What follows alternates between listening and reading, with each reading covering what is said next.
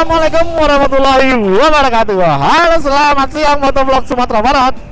Adalah motovlog yang menyajikan konten-konten seputaran Sumatera Barat.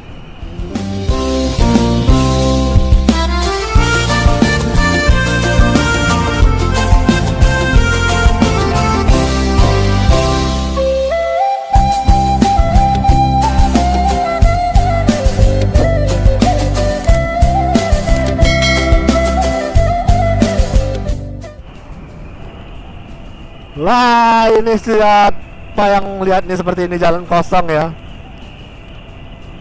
Ini jarang-jarang kalian temui, atau kalian lihat, atau saya temui sendiri ya, jalan kosong di sepanjang perjalanan Padang Bukit Tinggi.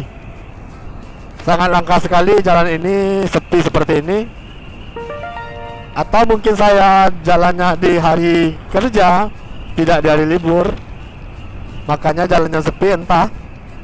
Tetapi biasanya di hari kerja pun jalanan di sini sangat ramai sekali ya.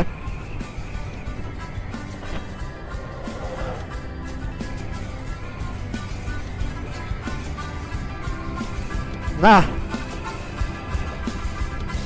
ibarat kata ya di sini ya.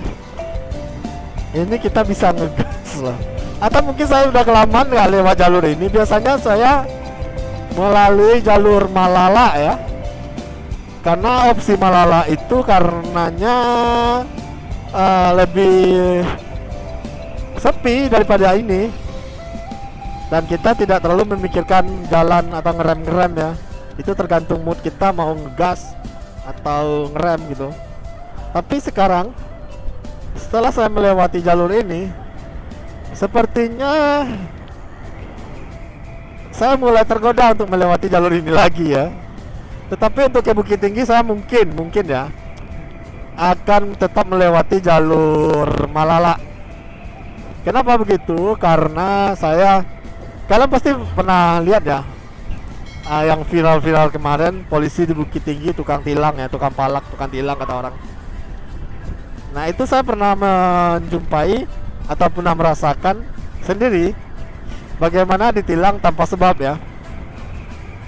Bukannya tanpa sebab, memang ada sebabnya. Saya waktu itu lupa meletakkan plat baru ya. Saya yakin udah ganti plat mobil, plat motor. Nah, itu kelupaan saya ganti gitu. Nah, bukannya dapat teguran aja, tapi malah dapat tilang gitu. Awalnya dia bilang, "Pak, itu platnya dipasang ya," gitu. "Ini masih plat lama." "Oke Pak, mohon maaf, karena platnya masih ketinggalan di rumah, belum saya pasang. Nanti habis dari sini saya pasang," gitu. "Nah, iya Pak." Ya. Nah, habis itu langsung ditanyain, "Bisa dilihat SIM dan STNK-nya Pak?" gitu kan. Nah, saya keluarkanlah SIM dan STNK. Dan habis itu di SIM ditahan. "Pak, langsung ke pos ya," gitu. "Langsung ke pos ya," aja lah. Saya kira apaan? Nah, saya dalam suasana pikiran saya, wah ini ditilang nih gitu. Beneran ditilang dengan satu pasal gitu. Ada pula istilahnya satu pasal.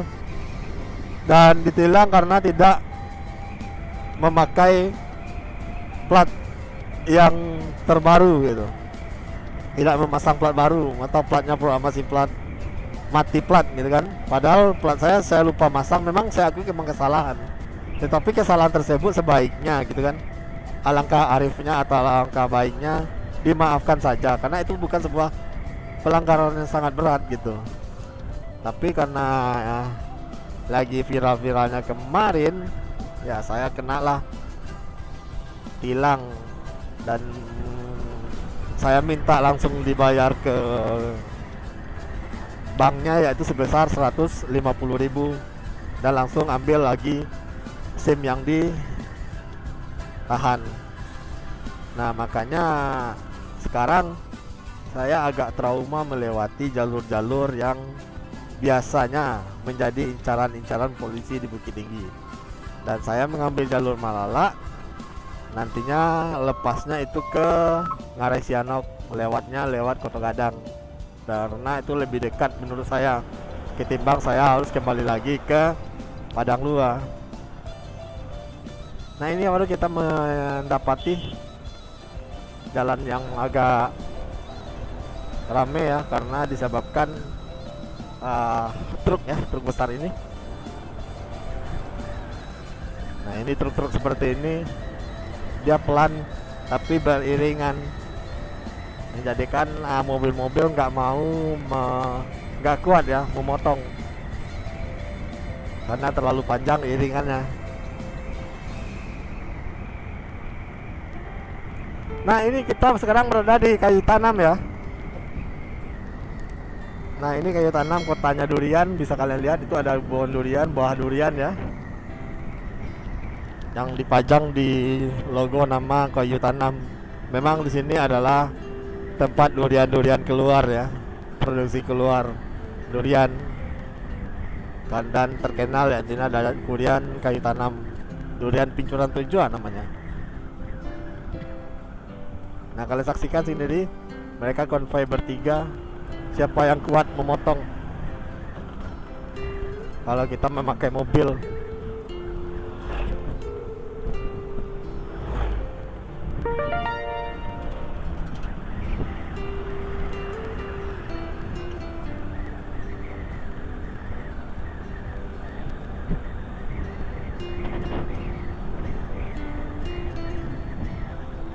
Dan mungkin di kalian ya, jarak antara Padang Panjang dan Kota Padang ini lumayan jauh. Habis waktu sekitar 1,5 jam sampai 2 jam, karena dengan jarak sekitar 80 km Jakarta Bogor lah ya.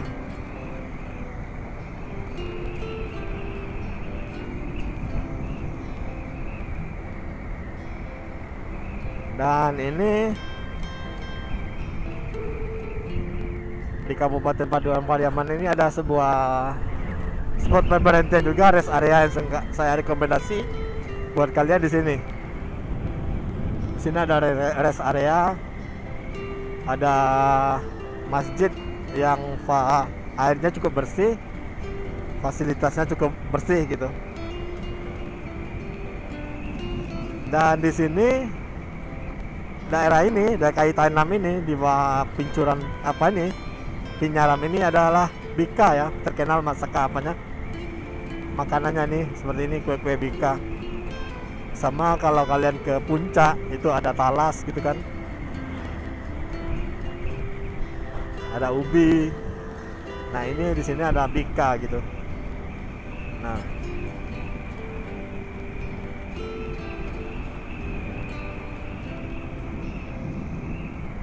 dan oke lah, mungkin sampai di sini dulu ocehan kita di daerah kayu tanam ini. Ya, buat saya ngonten aja dulu, posting aja dulu ya. Terlebih itu nanti gaji atau enggak bagus sama sekali, ya udahlah. Mumpung bisa nanti kita edit, kalau enggak ya akan tenggelam lah postingan ini. Dan kita hampir menuju kawasan Cicincin di depan. Dan ini kawasan perindustrian Taro yang jadi project plan Kabupaten Padang Pariaman. Di sini akan dijadikan sentra pendidikan, sentra industri di sini, tetapi masih sebagai wacana. Entah kapan siapnya ya. Dan oke, sampai di sini konten yang gak jelas ini dari kawasan Padang Pariaman, kotanya orang rantau. Motovlog pamit. Jangan lupa like, comment, share, dan subscribe channel saya agar saya lebih semangat lagi menyajikan konten-konten yang bermanfaat, yang sangat membantu kalian mengisi hari-hari kalian ya.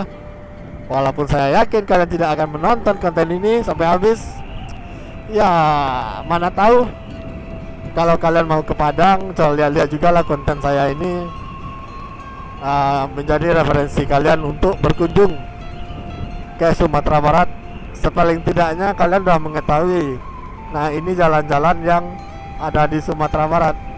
Karena motovlog Sumatera Barat selalu berkeliling hampir ke seluruh pelosok di Sumatera Barat. Berbeda dengan motovlog yang lain ya. Sampai jumpa, see you.